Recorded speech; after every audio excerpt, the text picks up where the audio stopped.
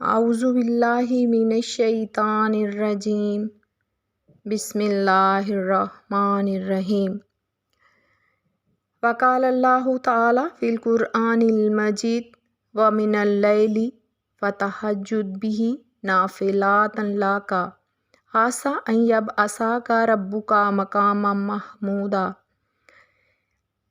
اللہ تعالیٰ نے اپنے رسول صلی اللہ علیہ وآلہ وسلم سے خطاب فرمایا، اور رات کے بعض حصے میں بیدار ہو کر تہجد کی نماز پڑھا کریں، جو کہ آپ کے لیے 5 نمازوں کے علاوہ ایک زائد نماز ہے۔ امید ہے کہ اس تہجد پڑھنے کی وجہ سے آپ کے رب آپ کو مقام محمود میں جگہ دیں گے۔ صدق اللہ العظیم۔ قیامت میں جب سب لوگ پریشان ہوں گے تو رسول اللہ صلی اللہ علیہ وآلہ وسلم کی سفارش پر اس پریشانی سے نجات ملے گی اور حساب کتاب شروع ہوگا۔ اس سفارش کے حق کو مقام محمود کہتے ہیں۔ اللہ تعالیٰ نے سورہ مزمل میں اپنے رسول صلی اللہ علیہ وآلہ وسلم سے خطاب فرمایا، اے چادر اوڑھنے والے، رات کو تہجد کی نماز میں کھڑا رہا کریں، مگر کچھ دیر آرام فرما لیں، یعنی آدھی رات یا آدھی رات کے کچھ کم یا آدھی رات سے کچھ زیادہ آرام فرما لیں، اور اس تہجد کی نماز میں قرآن کریم کو ٹھہر ٹھہر کر پڑھا کیجیے۔ تہجد کے حکم میں ایک حکمت یہ ہے کہ رات کے اٹھنے کے مجاہدے کی وجہ سے طبیعت میں بھاری کلام برداشت کرنے کی استعداد خوب کامل ہو جائے، کیونکہ ہم عن قریب آپ پر ایک بھاری کلام یعنی قرآن کریم نازل کرنے والے ہیں۔ دوسری حکمت یہ ہے کہ رات کا اٹھنا نفس کو خوب کچلتا ہے، اور اس وقت بات ٹھیک نکلتی ہے، یعنی قرات، ذکر اور دعا کے الفاظ خوب اطمینان سے ادا ہوتے ہیں اور ان اعمال میں جی لگتا ہے۔ تیری حکمت یہ ہے کہ آپ کو دن میں بہت سے مشاغل رہتے ہیں، جیسے تبلیغی مشغلات، لہٰذا رات کا وقت تو یکسوئی کے ساتھ عبادت الہی کے ساتھ ہونا چاہیے۔ حضرت ابو امامہ رضی اللہ تعالیٰ عنہ سے روایت ہے کہ نبی کریم صلی اللہ علیہ وآلہ وسلم نے ارشاد فرمایا، اللہ تعالیٰ کسی بندے کو 2 رکعت نماز کی توفیق دے دیں، اس سے بہتر کوئی چیز نہیں ہے۔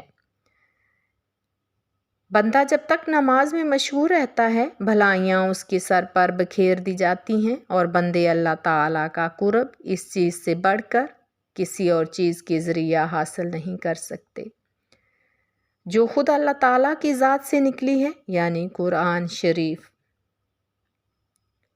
حدیث شریف کا مطلب یہ ہے کہ اللہ تعالیٰ کا سب سے زیادہ قرب قرآن کریم کی تلاوت سے حاصل ہوتا ہے۔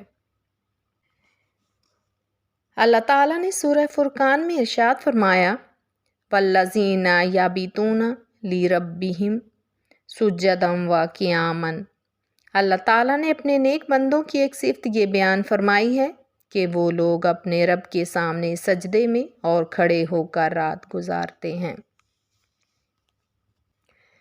حضرت ابو ہریرہ رضی اللہ تعالیٰ عنہ سے روایت ہے کہ رسول اللہ صلی اللہ علیہ وآلہ وسلم ایک قبر کے پاس سے گزرے۔ آپ صلی اللہ علیہ وآلہ وسلم نے دریافت فرمایا، یہ قبر کس شخص کی ہے؟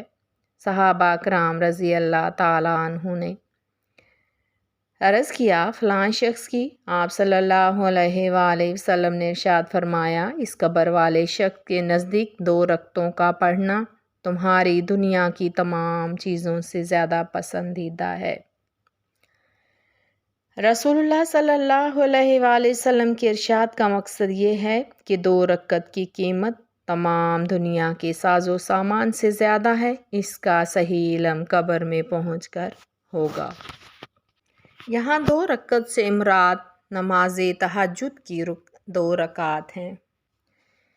ایک مرتبہ نبی کریم صلی اللہ علیہ وآلہ وسلم سردی کے موسم میں باہر تشریف لائے، پتے درختوں سے گر رہے تھے۔ آپ صلی اللہ علیہ وآلہ وسلم نے ایک درخت کی 2 ٹہنیاں ہاتھ میں لیں، ان کے پتے اور بھی گرنے لگے۔ نبی کریم صلی اللہ علیہ وآلہ وسلم نے ارشاد فرمایا، ابو ذر، تو میں نے عرض کیا، لبیک یا رسول اللہ صلی اللہ علیہ وآلہ وسلم۔ آپ نے ارشاد فرمایا، مسلمان بندہ جب اللہ تعالیٰ کو راضی کرنے کے لیے نماز پڑھتا ہے تو اس سے اس کے گناہ ایسے ہی گرتے ہیں جیسے یہ پتے اس درخت سے گر رہے ہیں۔ حضرت ابو ہریرہ رضی اللہ تعالیٰ عنہ فرماتے ہیں کہ میں نے رسول اللہ صلی اللہ علیہ وآلہ وسلم کو ارشاد فرماتے ہوئے سنا، قیامت کے دن آدمی کے اعمال میں سب سے زیادہ نماز کا حساب کیا جائے گا۔ اگر نماز اچھی ہوئی تو وہ شخص کامیاب اور بامراد ہوگا، اگر نماز خراب ہوئی تو وہ ناکام و نامراد ہوگا۔ اگر فرض نماز میں کچھ کمی ہوئی تو اللہ تعالیٰ ارشاد فرمائیں گے، دیکھو میرے بندے کے پاس کچھ نفلیں بھی ہیں جن سے فرضوں کی کمی پوری کر دی جائے۔ اگر نفلیں زیادہ ہوں گی تو اللہ تعالیٰ ان سے فرضوں کی کمی پوری فرما دیں گے۔ اس کے بعد پھر اس طرح باقی اعمال، روزہ، زکوٰۃ وغیرہ کا حساب ہوگا، یعنی فرض روزوں کی کمی نفل روزوں سے پوری کی جائے گی اور زکوٰۃ کی کمی نفلی صدقات سے پوری کی جائے گی۔ حضرت عقبہ بن عامر رضی اللہ تعالیٰ عنہ فرماتے ہیں کہ میں نے رسول اللہ صلی اللہ علیہ وآلہ وسلم کو یہ ارشاد فرماتے سنا،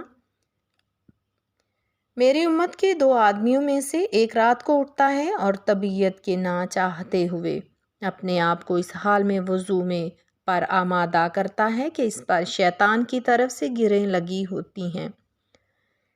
جب وضو میں اپنے دونوں ہاتھ دھوتا ہے تو ایک گرہ کھل جاتی ہے، جب چہرہ دھوتا ہے تو دوسری گرہ کھل جاتی ہے، جب سر کا مسح کرتا ہے تو ایک اور گرہ کھل جاتی ہے، جب پاؤں دھوتا ہے تو ایک اور گرہ کھل جاتی ہے۔ پھر اللہ تعالیٰ فرشتوں سے فرماتے ہیں جو انسانوں کی نگاہوں سے اوجھل ہیں، میرے اس بندے کو دیکھو کہ وہ کس طرح مشقت اٹھا رہا ہے، میرا یہ بندہ مجھ سے جو مانگے گا اس سے ملے گا۔ حضرت ابو درداء رضی اللہ تعالیٰ عنہ سے روایت ہے کہ نبی کریم صلی اللہ علیہ وآلہ وسلم نے ارشاد فرمایا، 3 شخص ایسے ہیں جن سے اللہ تعالیٰ محبت فرماتے ہیں اور انہیں دیکھ کر بہت خوش ہوتے ہیں۔ ان میں سے ایک وہ شخص ہے جو جہاد میں اللہ تعالیٰ کی خوشنودی کے لیے اکیلا لڑتا رہے جبکہ اس کے سب ساتھی میدان چھوڑ جائیں، پھر یا تو وہ شہید ہو جائے یا اللہ تعالیٰ اس کی مدد فرمائیں اور اسے غلبہ عطا فرمائیں۔ اللہ تعالیٰ فرشتوں سے فرماتے ہیں، میرے اس بندے کو دیکھو، میری خوشنودی کی خاطر کس طرح میدان میں جمع رہا۔ دوسرا وہ شخص جس کے پہلو میں خوبصورت بیوی ہو اور بہترین نرم بستر موجود ہو، پھر وہ ان سب کو چھوڑ کر تہجد میں مشغول ہو جائے۔ اللہ تعالیٰ فرماتے ہیں، دیکھو اپنی چاہتوں کو چھوڑ رہا ہے اور مجھے یاد کر رہا ہے، اگر چاہتا تو سوتا رہتا۔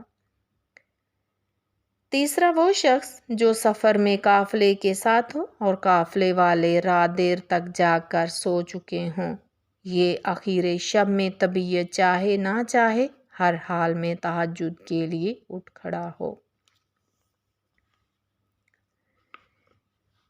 حضرت سہل بن سعد رضی اللہ تعالیٰ عنہما فرماتے ہیں کہ حضرت جبریل علیہ السلام نبی کریم صلی اللہ علیہ وآلہ وسلم کی خدمت میں حاضر ہوئے اور عرض کیا کہ محمد صلی اللہ علیہ وآلہ وسلم آج جتنا بھی زندہ رہیں ایک دن موت آنی ہے، آپ جو چاہیں عمل کریں اس کا بدلہ آپ کو دیا جائے گا، جس سے چاہیں محبت کریں، آخر ایک دن اس سے جدا ہونا ہے۔ جان لیجئے کہ مومن کی بزرگی تہجد پڑھنے میں ہے اور مومن کی عزت لوگوں سے بے نیاز رہنے میں ہے۔ حضرت ابو ہریرہ رضی اللہ تعالیٰ عنہ سے روایت ہے کہ رسول اللہ صلی اللہ علیہ وآلہ وسلم نے ارشاد فرمایا، اللہ تعالیٰ اس شخص پر رحمت فرمائیں جو رات کو اٹھ کر تہجد پڑھتے، پھر اپنے بیوی کو بھی جگائے اور وہ بھی نماز پڑھے، اور اگر نیند کے غلبہ کی وجہ سے وہ نہ اٹھی تو اس کے منہ پر ہلکا سا چینٹا دے کر جگا دے، اور اسی طرح اللہ تعالیٰ اس عورت پر رحمت فرمائے جو رات کو اٹھ کر تہجد پڑھے، پھر اپنے شوہر کو جگائے اور وہ بھی نماز پڑھے، اور اگر وہ نہ اٹھے تو اس کے منہ پر پانی کا ہلکا سا چینٹا دے کر اٹھا دے۔ اس حدیث کا تعلق ان میاں بیوی سے ہے جو تہجد کا شوق رکھتے ہوں اور اس طرح اٹھانا ان کے درمیان ناگوار کا سبب نہ ہو۔ نبی کریم صلی اللہ علیہ وآلہ وسلم دن رات اللہ تعالیٰ کی عبادت میں مشغول رہتے۔ حضرت عطا رحمۃ اللہ علیہ فرماتے ہیں کہ میں نے حضرت عائشہ رضی اللہ تعالیٰ عنہا سے عرض کیا کہ رسول اللہ صلی اللہ علیہ وآلہ وسلم کی کوئی عجیب بات جو آپ نے دیکھی ہو وہ سنا دیں۔ حضرت عائشہ رضی اللہ تعالیٰ عنہا نے فرمایا کہ رسول اللہ صلی اللہ علیہ وآلہ وسلم کی کون سی بات عجیب نہ تھی۔ ایک رات میرے پاس تشریف لائے اور میرے ساتھ میرے لحاف میں لیٹ گئے، پھر فرمانے لگے چھوڑو، میں تو اپنے رب کی عبادت کروں۔ یہ فرما کر بستر سے اٹھے، وضو فرمایا، پھر نماز کے لیے کھڑے ہو گئے اور رونا شروع کر دیا، یہاں تک کہ آنسو سینہ مبارک تک بہنے لگے۔ پھر رکوع فرمایا، اس میں بھی اسی طرح روتے رہے، پھر سجدہ فرمایا، اس میں بھی اسی طرح روتے رہے، پھر سجدے سے اٹھے اور اسی طرح روتے رہے، یہاں تک کہ حضرت بلال رضی اللہ تعالیٰ عنہ نے آ کر صبح کی نماز کے لیے آواز دی۔ میں نے عرض کیا، یا رسول اللہ صلی اللہ علیہ وآلہ وسلم، آپ اتنا کیوں رو رہے ہیں جبکہ آپ کے اگلے پچھلے گناہ اگر ہوتے بھی تو اللہ تعالیٰ نے معاف فرما دیے ہیں۔ آپ صلی اللہ علیہ وآلہ وسلم نے ارشاد فرمایا، تو کیا پھر میں شکر گزار بندہ نہ بنوں؟ حضرت علامہ اقبال نے کیا خوب ارشاد فرمایا ہے، ایک سجدہ جس کو تو گراں سمجھتا ہے، ہزار سجدوں سے دیتا ہے آدمی کو نجات۔ تو پیارے بہن بھائیوں، میں آپ کو نماز تہجد کا وقت اور اس کی رکعت کے بارے میں بتلائے دیتی ہوں۔ فرض عشاء پڑھنے کے بعد سو رہے، پھر شب میں طلوع صبح سے پہلے جس وقت آنکھ کھلے وہی تہجد کا وقت ہے۔ وضو کر کے کم از کم 2 رکعت پڑھ لے، تہجد ہو گیا، اور سنت 8 رکعت ہیں۔ مجموع مشائخ 12 رکعت قرات کا اختیار ہے، جو چاہے پڑھے، اور قرآن یاد نہ ہو تو ہر رکعت میں 3 بار سورہ اخلاص بہتر ہے کہ جتنی رکعتیں پڑھے گا اسے ختم قرآن مجید کا ثواب ملے گا۔ احادیث شریفہ میں نماز تہجد کی فضیلتیں وارد ہیں۔ تہجد کی کثرت سے آدمی کا چہرہ نورانی اور زیادہ خوبصورت ہو جاتا ہے۔